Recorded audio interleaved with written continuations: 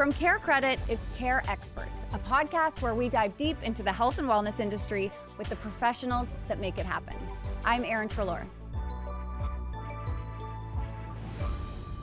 You might think of eye exams as no big deal. Just read a chart, maybe get a new prescription, but there's way more going on behind those lenses. Your eyes can reveal a lot about your overall health, even before symptoms show up.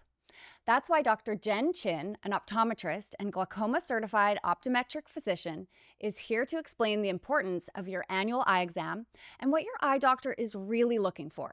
She walks us through why annual exams matter, even if you have perfect vision.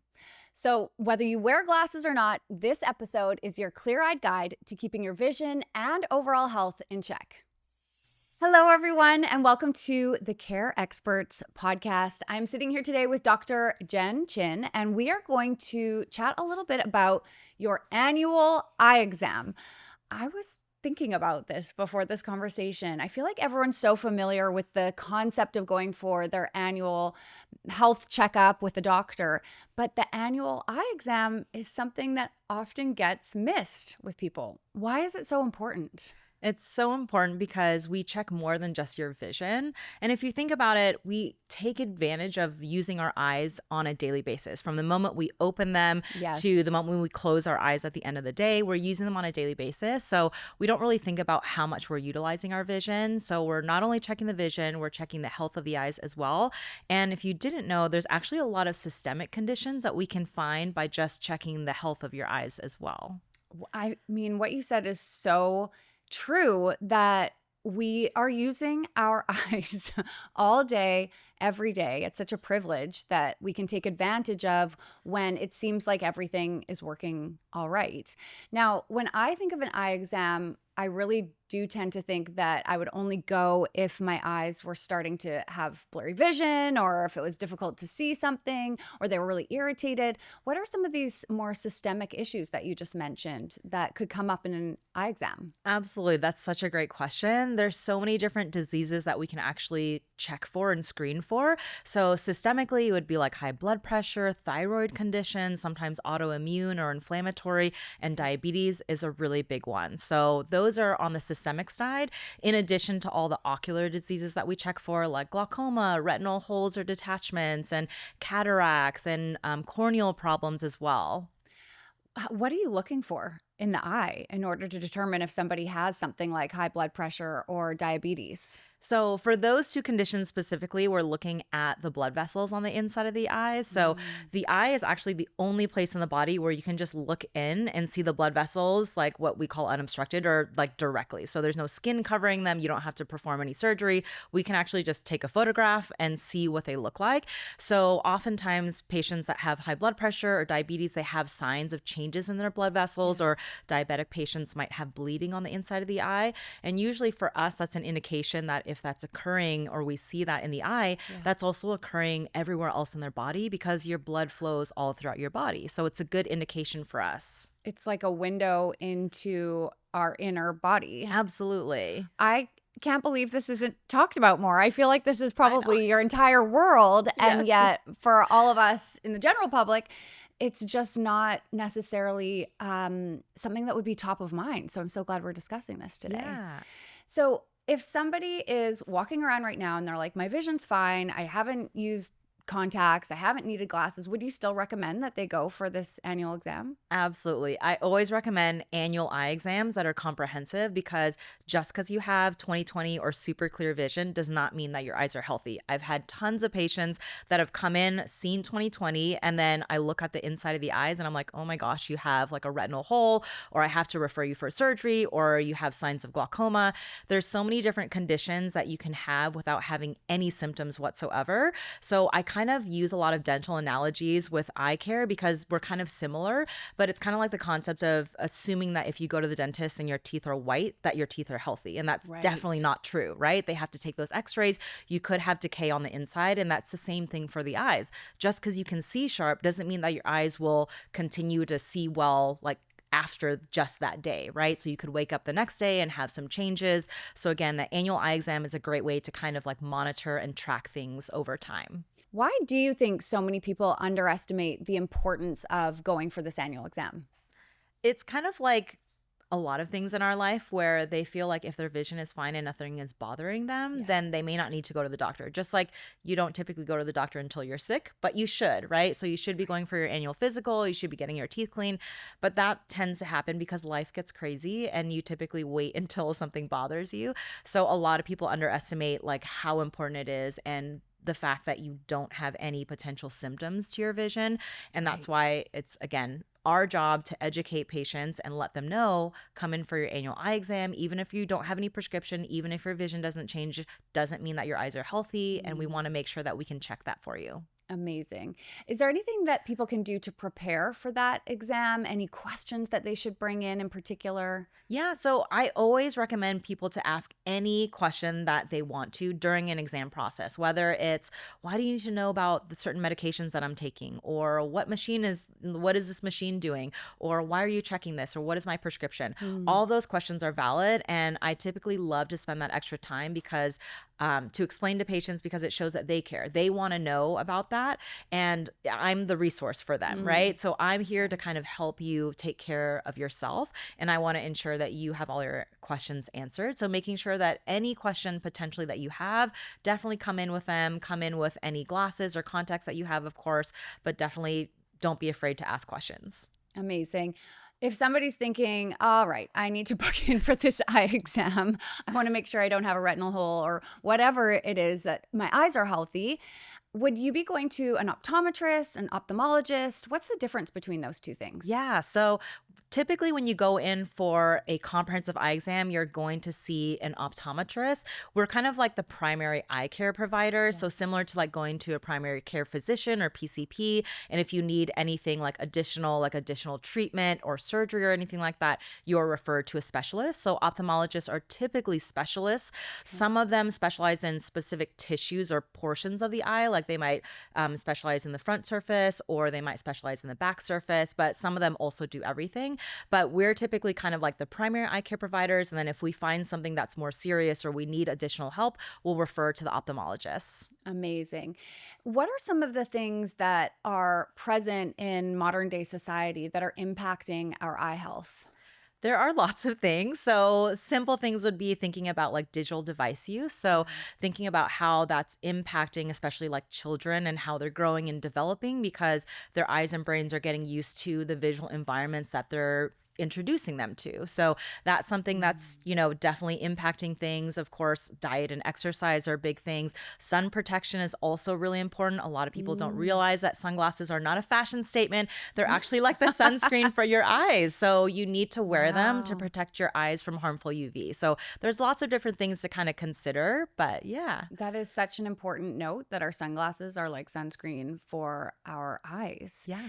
Is it important to get some sunlight in the eyes for our overall health and well-being? I mean, I'm not talking about staring directly at the Yeah. sun, but I'm seeing a lot in the health and wellness world about going outside in the morning and allowing your circadian rhythm to kind of mirror what's happening in nature. What are your thoughts on that as an eye doctor? That's such a great question. So, when it comes to like getting sun exposure, having protection from the harmful UV rays is really good. Yes. But of course, like having some stimulation to light is also important to regulate that circadian rhythm. So, people come in and they ask a lot about blue light protection. So, that's one of the big Mhm. buzzwords a lot of people know about because digital devices do emit some blue light, but actually, the largest source of blue light comes from the sun.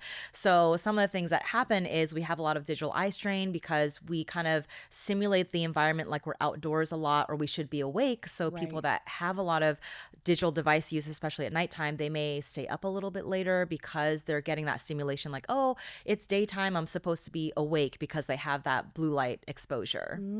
So is blue light bad for our eyes when when we're receiving it from a device, or is that really just that most people are on their devices too late and then that circadian rhythm is being thrown off? Yes, it's mostly that Ah, portion that it's kind of thrown off because of that. In regards to the health of the eyes, there are no studies that indicate that there's any health problems with blue light exposure. It's more of that digital eye strain and just being awake for longer and also not blinking enough when you're on digital devices. Do you recommend blue light glasses to individuals who are maybe having to work later or on devices at night? Yeah, I typically do because it's an option. For some people, it definitely helps them. They notice that they get less stimulation of things like headaches and migraines. Mhm. So it really is patient dependent. Okay. Now, this conversation around devices, I feel like we're all on our phones, our laptops more than ever before. How is that impacting the health of our eyes? So it's definitely impacting our eyes in regards to our vision kind of fluctuating a little bit more, I would say frequently than it did in the past. So Mm, I would say a lot of patients come in annually and their prescription might shift a little bit more because their eyes are, I tell people they're kind of getting more tired because you're using them more, right? So the more right. you use them for what we call a critical task, which is like reading small, fine detail Hmm. for long periods of time, of course they're going to get more tired. And when you come in and, have that big pair of glasses in front of you, they're going to ask for more help, right? So they're Mm, going to ask for a little bit more prescription. They want things a little bit more refined. So I see that it's kind of degrading in regards to like um how active your eyes are and how able they are to like sustain throughout the day for those specific kinds of activities that you're doing. interesting. If somebody is wondering how they find a good optometrist in their area, where would you recommend that they start looking? That's a great question. That's sometimes hard to answer. Yeah. I think it depends on potentially if you have any type of insurance, you want to probably check who's in your network, but Mm, also looking about like around your neighborhood to see if there's anybody nearby and of course checking reviews. There's a lot of doctors online now that are trying to give, good education out there. So that's a great way to kind of get to know them if they have any type of online presence. So you get a feel for their personality if you feel mm, like you're comfortable with them. So you feel when you go into the appointment, you won't have that white coat syndrome where you're afraid to ask questions or feel yes. uncomfortable. Amazing. When it comes to the actual eye exam, what can people expect in that process? What do they need to be aware of before coming in or during the appointment? Yeah. So to be aware of, like when you come in for an eye exam, we always recommend bringing previous prescriptions, whether they're Okay. glasses or contact lenses, especially if you're a new patient. So we have like a starting point for you, especially if you don't have your previous records. And Mhm. then just being aware that, you're there to check your eyes. It's a non invasive process, it's very quick and easy. We're there to kind of help you along. And we're going to do quite a few different preliminary tests just to get some general information. And then the doctor will kind of refine things for you and then give you a prescription and assess the overall health of your eyes. Okay. So when you say non invasive, when I think of an eye exam, I think of going in, placing my eyes in those little goggle things, and then reading off of a chart. Is there anything else that's involved? Yeah, there's quite a few other things. We have what we call a slit lamp, which is basically a microscope that has a light that we can actually assess, magnified views of your eyelashes and your eyelids, look at the curvature of the front surface of your eye. We also assess your eye pressure. So there's a few different ways that we can do that. The way that everybody tends to not like is the dreaded air puff test. A lot of us Mm, tend to not do that anymore. We have a few different methods to do that test, but air puff is basically checking the pressure of your eyes. It's a yes. screening for a condition called glaucoma. And then we also check, of course, by the health on the inside of the eyes by taking either a photograph or we might dilate your eyes. There's a few different ways that we can do that. What is glaucoma? I've heard you say that a couple of times, and it's something that I've obviously heard of. What is it and what causes that? Yeah, so glaucoma is a very slowly progressing condition that basically affects the optic nerve. Mm, It does have some genetic components. So there are some patients that they might, inherit it from previous family members. But what it does is it affects your peripheral vision. So it's kind of like the silent sight killer in our industry mm, because of the fact that it affects your peripheral vision first. So most patients don't have any visual symptoms when the condition starts, but like we said, it's kind of slowly progressing. So okay. it'll progress over many years, but those patients can see 20/20 and maybe think that they don't need to come in for an eye exam. And so, Right. they don't come back for 10 years. And then 10 years later, we look at their optic nerves or their pressure is out of control. And we're like, oh my goodness, like what is happening here? And we have to do some sort of treatment. So it does affect the peripheral vision first. And it is a very slowly progressing condition, but it affects the pressure of the eye. So the pressure is something that's really important, but some of our patients get confused because they think that if their pressure is high in the eye that they'll feel it, and that's typically not the case. So you won't Right. actually feel high pressure in your eyes. So it's kind of a hard condition to monitor unless you actually come in for your annual eye exams. I see. Now, we've talked a little bit about some systemic things that you can pick up on in that comprehensive eye exam that may not have symptoms attached to it. And so it's so important to go in for this annual exam just to make sure that everything behind the scenes is working well. What are some symptoms that people might have that would flag that they should go in to see an optometrist? Absolutely. So, a big one, of course, is vision changes. So, any Yes. fluctuations in vision, you feel like, this doesn't feel as sharp as it used to be, or I'm driving at nighttime and now I'm seeing a lot of glare or Mm. starbursts. And then, of course, anything like flashes of light or floaters. So, floaters are kind of like dark spots in your vision. If you kind of look light, right and left, they Yes. follow you. Some people think Yes. there's like flies or like worms in front of them. Mhm. And then flashes of light are kind of like seeing like lightning streaks in the corner of your vision and just kind of like, oh, I just saw a light and that felt weird, but then it goes away. So Okay. those are typically some things that we typically recommend patients to come in for.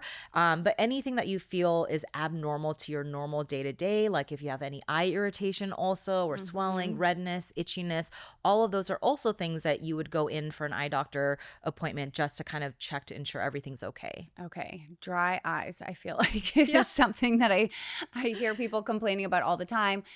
Thoughts on seasonal allergies? Is that an optometry Yes. concern or Absolutely. is Itchy it? eyes, redness, tearing, they get the whole works with it. Okay. Absolutely. What do you Yes. recommend when somebody has seasonal allergies? Yeah. Where would somebody even begin to care for themselves? Yeah. So most people, they're already taking some sort of like allergy medication over the Yes. counter, like a few of the ones on the market. And then most of the time, we recommend things like cool compresses to kind of help with swelling, Okay. using lubricating eye drops or artificial tears to kind of flush your eyes out of any potential allergens. Mhm.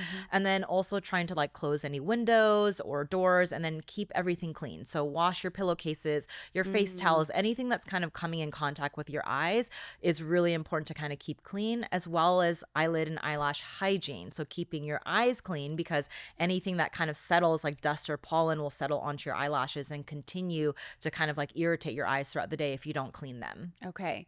Is there anything that people should absolutely not be doing in order to protect their eye health? Like, is it really that bad when we rub our eyes or like scratch at our eyes or leave makeup on at night? Yes, all of those things are not good. So sleeping in makeup is definitely not good. You might break out if the next day if you don't take your makeup off. So think of that same process with your eye makeup. People will get styes or eyelid bumps. And then also definitely not sleeping in your contacts for sure. That's a big one as well. Right. Amazing. I feel like I'm at that stage of life where I've never needed glasses, I've never needed contacts, and all of a sudden, certain things are getting blurry. My long distance vision is just not as clear. Is it dangerous by any means to not go and get your eyes checked and have glasses? Like, is that adding additional strain, I guess, to my vision? Or is it totally safe and just a bit of an annoyance? So you definitely are going to strain your eyes. There are some patients where their prescription might be very minor, and I kind of tell them, yeah, your prescription is very minor, but the glasses are there to help you. Again, like we were mentioning very early in this conversation, that your eyes are working from the moment you wake up to the moment you go to bed at night. So we just don't like notice them because they're constantly doing things for us. We don't feel them like like they're muscles in our body where they might feel Right. sore. So definitely having the glasses are there as an aid to help you. So even though your eyes may be able to see well, you could probably squint a little bit or strain them a little bit to Mm-hmm. get you where you need to be for some patients. The glasses are there to get you there so you don't have to work as hard. So Right. again, you may not rely on them. There are some patients that don't rely on their glasses all the time, but they're there to help you. Okay. When it comes to eyesight, I've heard this phrase of if you don't use it, you lose it. Now, is there anything to say that if you're using glasses all the time that you're going to lose your eyesight, or is that a bit of a myth?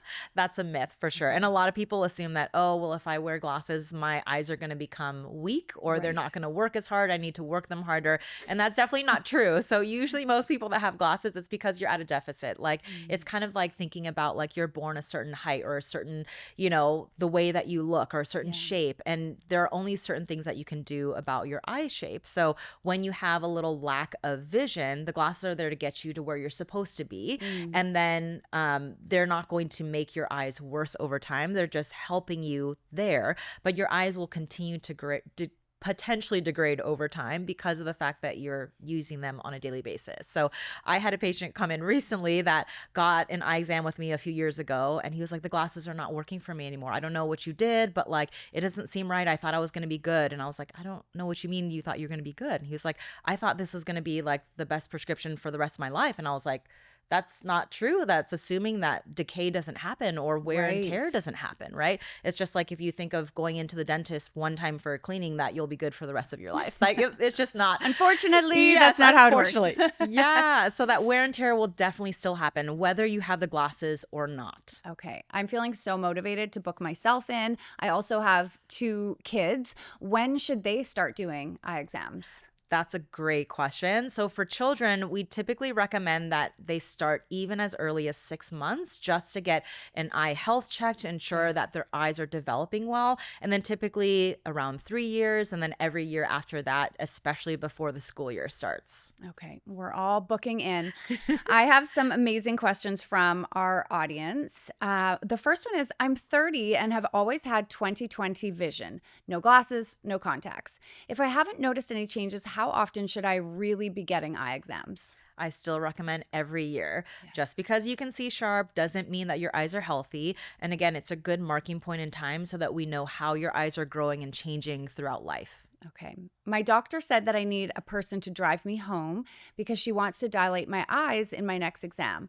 Why isn't it safe to drive with my eyes dilated, and how long does it take to go back to normal? Yeah. So dilation is the process of us putting eye drops in, and they kind of make your pupils larger. So when the pupils get larger, it's a larger window for us to check the health on the inside of the eye. So we're checking for all of those conditions that we mentioned previously.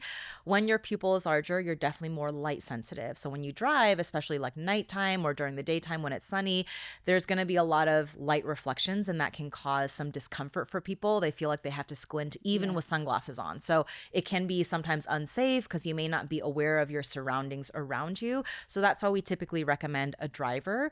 The other thing is that when we dilate your eyes, that medication actually kind of pauses your ability to focus up close. So you notice that you won't be able to see your phone. Even if you kind of do this, it takes a while. So that focusing ability is a little bit delayed. And then just overall, your vision is not as sharp as normal. So again, it's a little bit safer to have somebody drive you home. And then the dilation typically lasts anywhere from 3 to 4 hours, depending on your body and your metabolism. Okay, amazing. And my last question, I'm pretty sure I need a stronger prescription, but I just bought new glasses last year. Should I wait until my annual exam when my vision might be more stable, or go in sooner if it feels like it keeps changing? If it keeps changing, I definitely recommend going in sooner, just because the vision changes could be a sign of something else. Like we mentioned how you could have systemic conditions that can affect your eyes.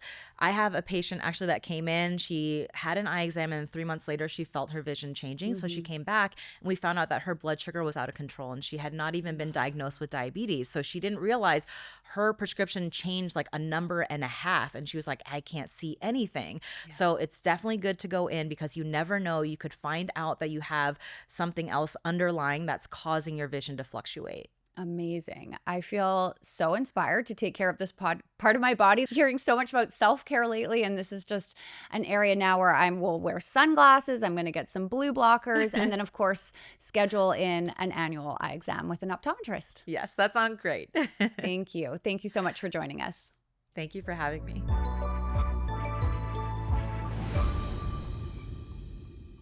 Hey there, don't leave yet. Just wanted to say, if you want to hear more about health and wellness, check out these episodes of Care Experts. Also, before you go, make sure you like and subscribe. New episodes drop every Wednesday.